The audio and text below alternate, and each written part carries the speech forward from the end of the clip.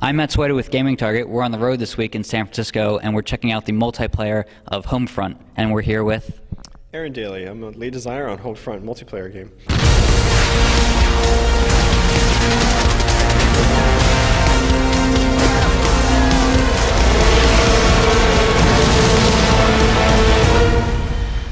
So Homefront has a really cool theme, has a little bit of realism. Can you tell us about the theme and the story? Sure. So Homefront multiplayer takes place during this period we call the Occupation Wars.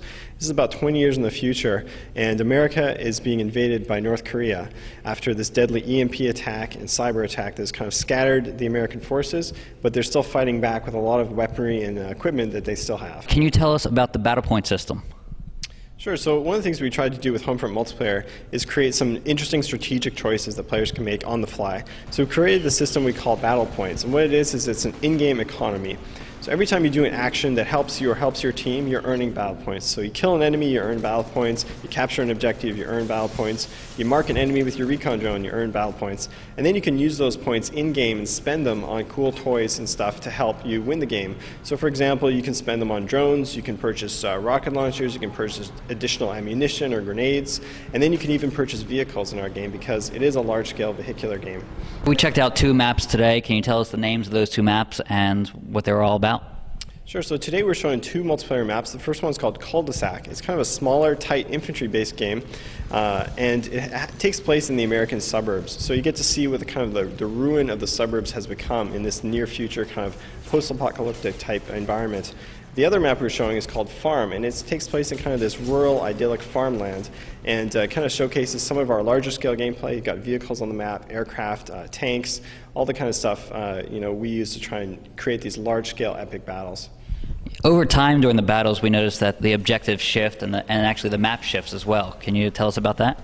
Sure. So we designed this game mode we call ground control, and what it does is offers some really interesting variety in strategy to how the map plays out. So what happens is you're trying to capture 3 objectives, but then when your team earns enough score, those objectives will move to a new area of the map. So what you get is this really interesting pacing and variety of the play space. So you might be fighting in this kind of open area in the middle. It's more of kind of an assault rifle, sniper kind of gameplay. And then when these objectives move, now you're fighting kind of an industrial farm section, and it's more kind of warehouses and silos and kind of that tight infantry SMG kind of gameplay. Can you talk about the 2 sides and how they're different? Is it just cosmetics? So we tried to give players a lot of different choice in the game, but we found that if we try to differentiate the teams and create different choices, players will have a faction preference, and that would introduce some definite issues in terms of the balancing and the matchmaking. So what we did was we allowed players to customize their loadouts using all the different weaponry in the game, no matter what side you're on. So you can create a different customization and have access to all the different vehicles, no matter what side you're playing on. This game is unique because instead of fighting somewhere else, you're fighting in America. Can you tell us about the locations you visit?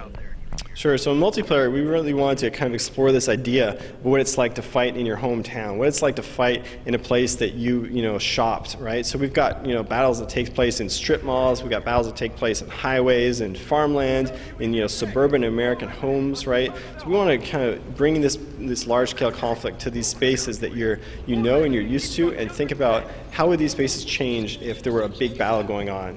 And that offers some really interesting strategic options, and also it just feels cool to fight in a suburban backyard around a swing set and things you grew up with. Okay, how long until you're done the game, and is there going to be a beta, which everybody wants to know about? So Homefront will be released in Q1 of 2011 on the Xbox 360, PS3, and PC. As for a beta, we're definitely exploring that option. It's something we really would like to do, but we're not making any announcements at this time. All right, great. Aaron, thank you very much. Thanks very much. All right, stay tuned for more on Gaming Target.